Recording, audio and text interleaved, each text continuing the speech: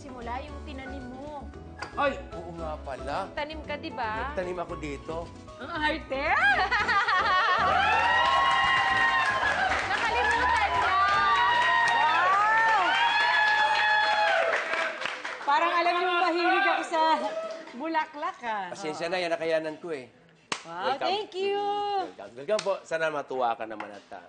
Oh, papost ko na to sa Instagram ko mamaya. Wow! May flowers. May Mahilig flower. talaga siya sa bulaklak. Oo. Naku, Alright. chika muna ako dito Diyan ka muna. So, anong feeling? Nananay ka na talaga. Nandiyan na yung sabi anak ko, mo. alam mo yan, bilang may anak ka, iba talaga ang may anak. Parang siguro masasabi ko na ganap na talaga akong isang babae. Yes. Yun yung totoo. Parang nakumpleto yung pagkatao mo bilang babae. Oo eh. Tsaka para pagdaanan mo yung 9 na buwan na nasa tiyan mo, nag-labor ka, nilabas mo, ay wala, narurok na talaga. Oo. Galing. Congratulations. At saka siya rin ay isang padede, ma'am. Oo naman. Oo, naniniwala siya na... Sobrang proud ako dyan. Oo naman. Kasi mabait yun talagang bata pagka mama's milk. Yes, tsaka malapit sa'yo. Oo, kaya wala akong choice. Pag nasa work, magpa-pump talaga ako. Wala akong mag-ipon. Alam mo yan, kailangan talaga para may nakabangko. Yun. Sarap usapan ng mga nanay, no? Alam mo si Zia, chef, inaanak ko si Zia. Oo. Napakabait na bata. Yun lang ang bata na bininyagan.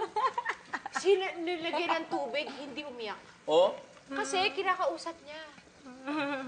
Sabi mo yung pineptok mo si Zia na, anak, Oh, anak ha, bibinyagan ka today. Today ang big day mo, kailangan hindi ka umiyak. Para maganda ka sa mga pictures. oo, tapos Hindi ito siya lang, umiyak. hindi siya umiyak, di ba, nung binuhusan ng tubig. Oh.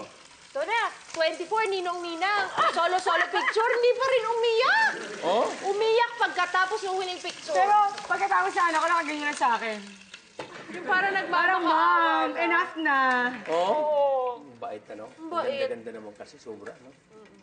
Tsaka ang kabaitan ni na mama na yun. Naman, oo. Ano ka ba? Yung itsura, bonus na lang yun. Kung cute, maganda, gwapo. Ang importante, sabi ko nga palagi kong pinagdadasal, lumaki siyang mabait na bata. True. Mabait yun sigurado. Sino ba nang Sana. mabait na bata? Oo. Kasi nga, depende sa magulang. Si Dong naman at saka ito, ano ba naman? Correct. Yan?